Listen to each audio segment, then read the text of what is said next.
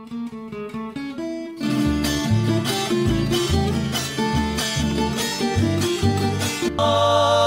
qué orgulloso, ay, qué orgulloso, ay, qué orgulloso me siento de ser un buen colombiano. Bonjour à tous, bienvenue dans Histoire de ma terre.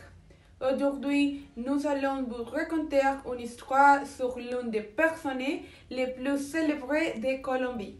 Cette personne était reconnue tout au long de sa vie par le cas de ses lettres, par la virtude magie décrite pour lui et pour le monde. C'est été une inspiration et une opportunité pour lui de continuer à écrire cette merveilleuse histoire. Des romans, des nouvelles, des chroniques et des reportages ont accompagné cet artiste jusqu'à jour de sa mort.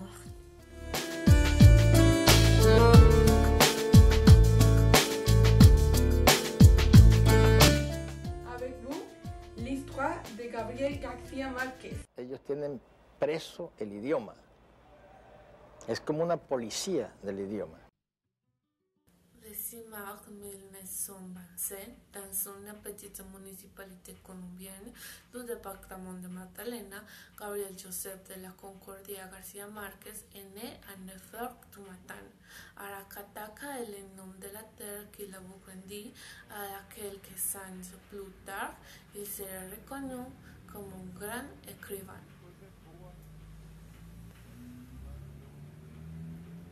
Le 11 juin 1928, Gabriel Eligio García et Luisa Santiago Márquez y Guarán se sont mariés dans la magnifique terre côtière de Santa Marta.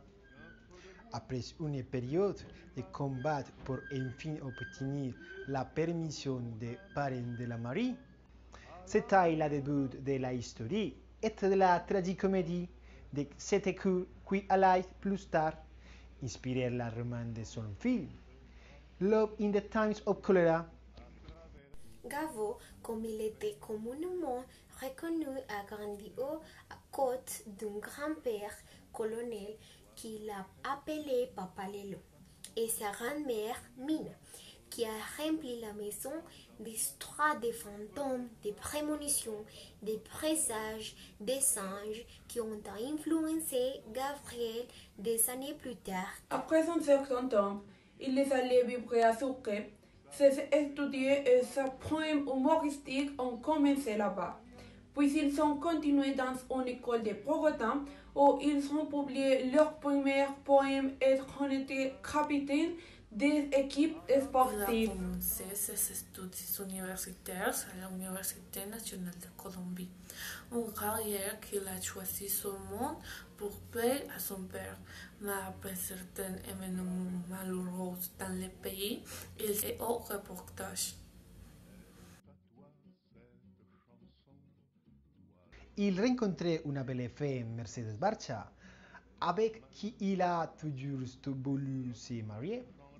Ils ont eu 2 enfants, Rodrigo et Gonzalo, et en 1929, on lui diagnostiqua un cancer lymphatique qui l'accompagna jusqu'à jour de sa mort, le 17 avril 2014. L'histoire de Gabriel García Márquez est un peu longue, mais parlons maintenant du plus important de sa carrière, de ses œuvres les plus célèbres dans le monde et des récompenses qu'il a reçues tout au long de sa vie.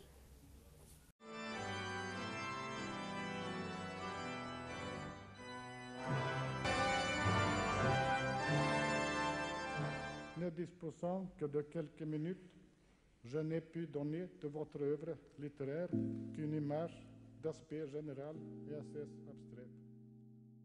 1969, Gabriel García Márquez s'est rendu sollicité prix du meilleur livre étranger roman. C'est un prix littéraire décerné chaque année à un roman aussi traduit en français. Le prix international de littérature Nostef est un prix littéraire américain décerné depuis 1969 destiné à consacrer des romanciers, des poètes ou des dramaturges. Le prince international du roman Rómulo Gallegos en 1972, roman 100 ans de solide. Prix Ariel de la meilleure entrée originale au 1975. Prix Ariel du meilleur scénario cinématographique 1980. L'année de la peste et 1975 présage. Gabriel García Márquez fue de la Richelieu comme un héros se vit distingué pour réalisation exceptionnelle en littérature 1980. Prix Nobel de littérature en 1982. Félicitations les plus cordiales de l'Académie suédoise et je vous invite à recevoir le prix Nobel de littérature des mains de Sa Majesté le Roi. Ces prix reconnaissent et distinctions et bien d'autres ont honoré dans la vie le grand écrivain Gabriel García Márquez.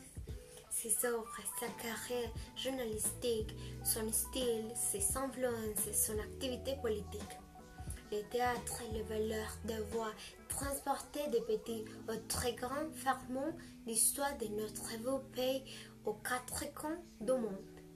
Ils sont construits l'un des grandes figures littéraires et peut-être la personne la plus élevée qui a porté le nom du pays. Son héritage restera avec nous comme ces papillons jaunes qui volent encore librement.